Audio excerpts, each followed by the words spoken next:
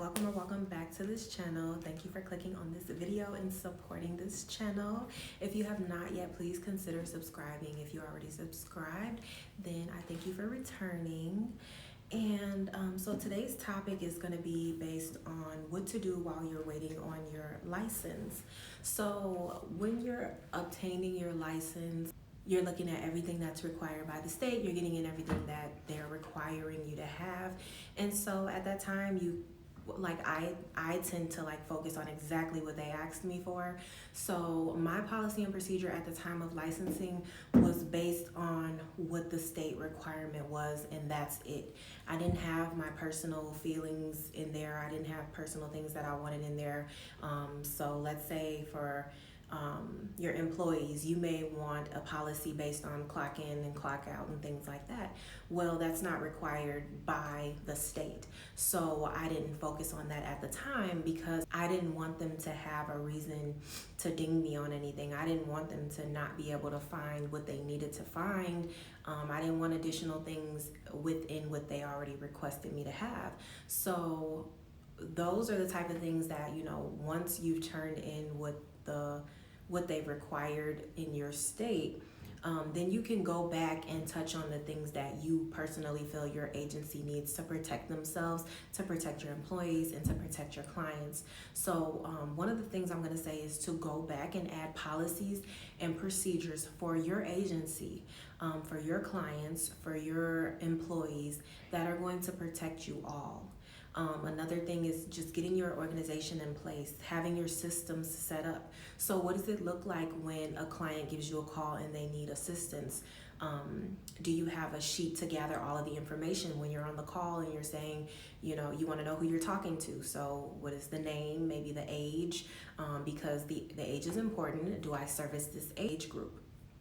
Then the more things that you're going to be looking at is maybe the location where they live, so that you know if you can service within that area, the services that they need. So you'll check off the services that they need, or you could write them down, and that's important as well, because obviously if they need health, if you're home care, you don't provide medical services, so that's important. So you want to have a sheet ready so that when somebody calls you or you reach out to a referral, you have something to go off of, and it kind of keeps you aligned, so that you're not thinking, or you're not like, oh, what else do I need? It's all there on a sheet for you. It's a system that you create, The next thing that I would be looking at is doing a home assessment or creating a file for the client. So when you do the home assessment, of course, if they say, absolutely, we want to start services on Monday, how do we get started? You're already there with your client folder.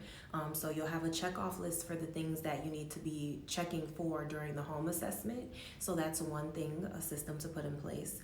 The next thing that you want to be checking for is the client folder. So some of the things that were required by the state, if they said you needed to provide each client with your hours, your order of operations, emergency contact. So you want to have that, and you want to give it to them, and you want to have an initial or signature stating that they received that from you as well.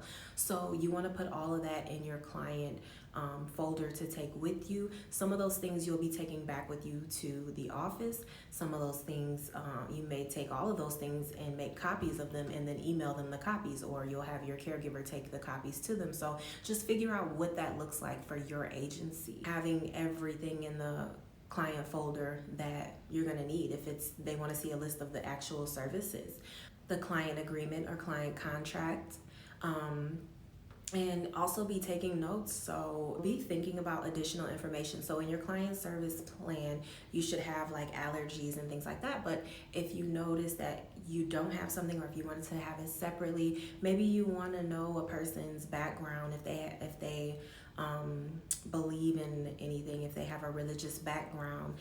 That can be important too, because some people don't allow shoes in their home. So they don't want you walking in their home with shoes on, which is important, because some caregivers are okay with that and some are not. And then those that are not, maybe you provide a pair of slippers to keep at the client's home. So that's, that might be something that's required. You might want to have that written down somewhere. and maybe you exchange a key. So for the caregiver to get in, maybe the client provides a key. So you want to have a documentation stating that the client is going to provide a key for the caregiver. There may be like HIPAA forms, there may be client rights and responsibilities. So you want to make sure you have a system in place. So when you're out doing your home assessment and you're creating your client file, you have all of those things that you need. Another thing I'm gonna say is the employee file. So for your employee file, you want to make sure you have your clock in, clock out sheet system. You want to make sure that you have everything that they need to sign. So they may need to sign HIPAA, they may need to sign the employee handbook. So all of those things that you can think of, you want to get those things in order. And for hiring as well. So you may have a hiring folder, you may have a orientation folder, and then eventually that will just become that employees folder. So the thing that you're doing here with when you get applicants, you may have a folder that has a checklist of everything. So do you have your driver's license? Do you have your social security? Do you have your CPR? Do you have your TB test? So all of these things that are required for an applicant to go on to have an interview. That's how I do it in my agency. I want all of these things done, and then we'll do an interview. I don't want my time wasted. I don't want their time wasted. I don't want half done folders everywhere. I don't want it. So I prefer that everybody has all of the requirements before we schedule an interview. So you want to have a folder and have all of those things listed, and then you can just check as you go. Or mine is in a computer system. So what does that look like for you? Do you rather have that on paper, or would you rather have that in the computer system, or do you want to have both? And for some states, they may say that you need to have both. If you have something in a computer system, you need to also have it in paper or somewhere else in case it's destroyed. And so just check with your state. I don't think it necessarily says paper and online, but they do want you to have a system backup in case files are lost, damaged, destroyed, things like that. So upon hiring, you have a folder for that. And then you move on to orientation. What does orientation look like? Orientation is going to be where they sign those documents, where they learn about your agency itself, where they learn about your mission. They agree to that. They agree that, okay, we agree with your mission and we want to do the same thing. We are a perfect match. So maybe you have them sign something stating that they understand what this agency's culture is, and they want to proceed to, fulfill that purpose that your agency has. Employee responsibilities, job description, pay rate, all of those things that they're going to need to sign. Maybe you create a checklist. Maybe you actually put those files in the folder and you just make a copy every time you have a new applicant. That way you're not skipping anything, you're not missing anything. The way that I do it, I actually have folders already. I'll take a picture and put it in the video before I finalize it. But I just got some folders from Dollar Tree and I actually like them. They came from Dollar Tree, so I will say they're a little bit expensive because they have some on Amazon that I really liked, and I don't even think they're $1 per folder, or they might be like $1.02 or something like that. So Dollar Tree was actually expensive. It's $1.25. But anyway, I got some folders from there, and I actually printed out all of the documents that I want the clients to sign, the employees to sign, and it's in the folder and it's ready to go. So as soon as I have an applicant, we're checking things off. Once they have everything done and we're moving into orientation, we're moving into training, we have these folders that's already created. And then, as I just mentioned, training would be another folder. So there are things that you need to cover for training. The initial training, annual training, competency, anytime. So say if somebody's been taking care of clients, they've never had Alzheimer's clients before, but now they have a new client available and they want to take that client on, and this client has Alzheimer's. They have to have training for that. So we'll get you through the Alzheimer's training, and now I'm going to go to my training folder and I'm going to see what training is required for this client, for this caregiver to take care of this client. And we're gonna go to Alzheimer's training, and then we'll get them trained in Alzheimer's. And then once we can check it off and sign on it, it'll go in the employee's actual folder. So just that, having your systems in place, so when things arise, you know exactly where to go. You have a checkoff list, you have the file maybe already printed, and all you have to do is sign it and put it in the client or employees, whoever respectfully it belongs to, in their folder. And it's just quick and easy. If you ever need a substitute, it's easy to direct them. It's easy for them to even go through your things and figure it out, because it should be a labeled folder. You should have everything printed off if that's the way you want to do it, or in your computer you should have it labeled. You should have it, you know, those files with everything in it. It would be easy for them to just print it off and sign it, put it in the client or caregivers, whoever, respectfully, who's ever folder. So just having those things in place, and it makes it so easy, and it made me feel so comfortable, because if the state comes, you know, they can see my example folder, and then based on my example folder, I have everything that I need. I just copy and paste for my client, for my caregiver. So those are some of the things. Maybe if you haven't purchased your lock file cabinet yet, maybe you need to furnish your office. Maybe you need to buy printer ink or the actual printer. Maybe you need paper. So making sure you have all of those things, and kind of keeping an open mind on, what do I need to run my agency properly? Am I going to need to mail things out? Do I need stamps? Do I need envelopes? You know, making sure you have your business cards. So now you know that this is what you're going to do. You've already paid your licensing fee if you have one. And now you can start doing purchasing things for marketing purposes, getting some business cards, getting flyers. You could even start designing them, or maybe your logo. So those type of things. You can start building relationships with other establishments. So within your community, are there places where you can donate to? Are there places where you can volunteer? Are there places that have job fairs, places that host disability fairs, things like that? Reach out to these people. If they have bingo at your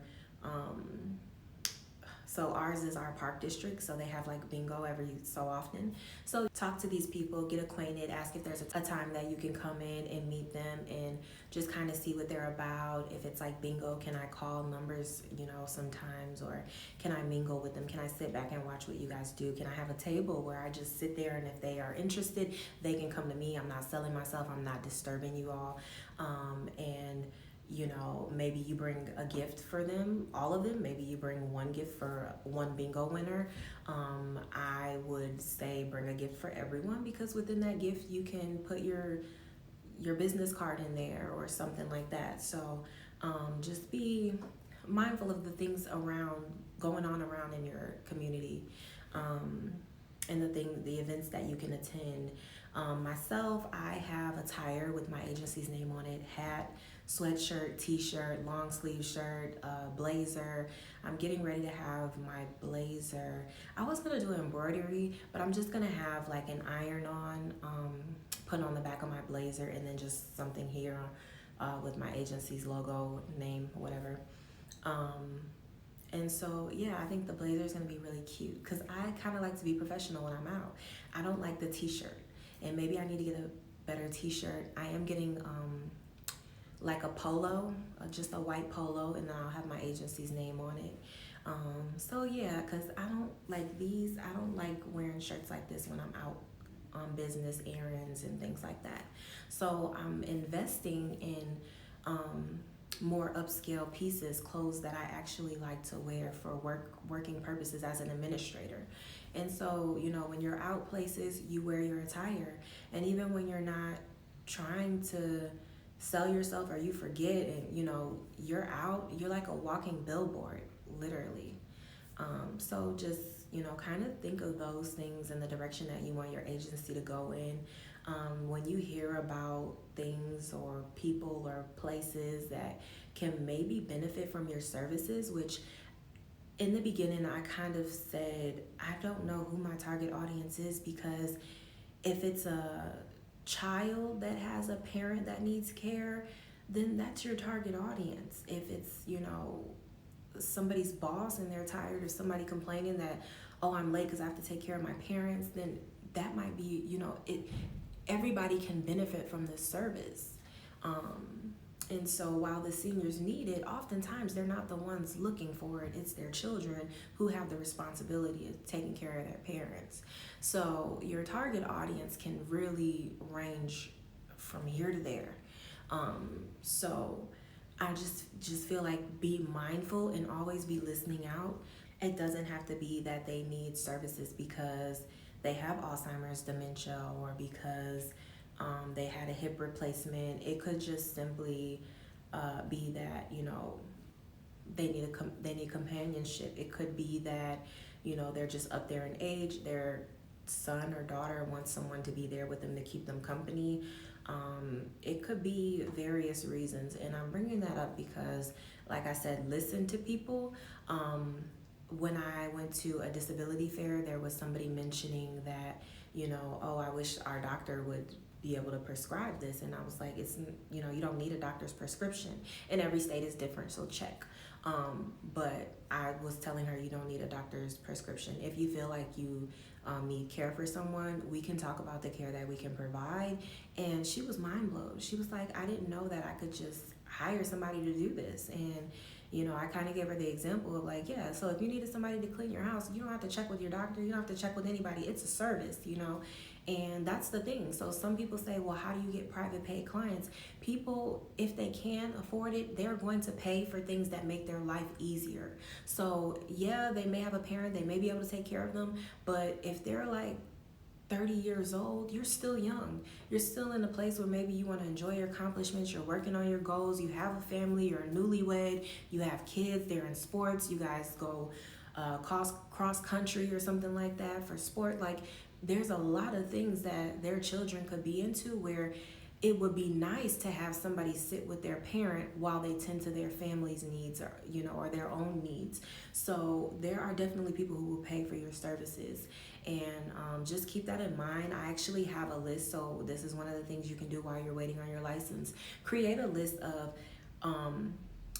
what people may come to you. So people may come to me if they are being discharged from the hospital. They may need care at home. People may come to me if they are forgetting to turn the stove off, if they are suddenly wandering. People may come to me if they're lonely and they need somebody to talk to, and of course within your age range that your agency permits. People may come to me if, let's see, can't think of anything off the top of my head. I've actually run out of time.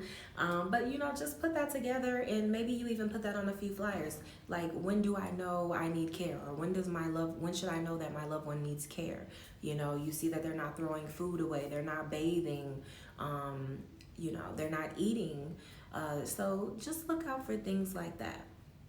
But I hope this video gave you all some valuable insight. As always, thank you guys for tuning into this channel. Please like, share, subscribe, comment, all those things. If you have questions, put them in the comments section, and I'll try to create a dedicated video to answer your question. I'm kind of just dropping videos on things that, I don't know, maybe I needed assistance with, or, you know, if it's confusing.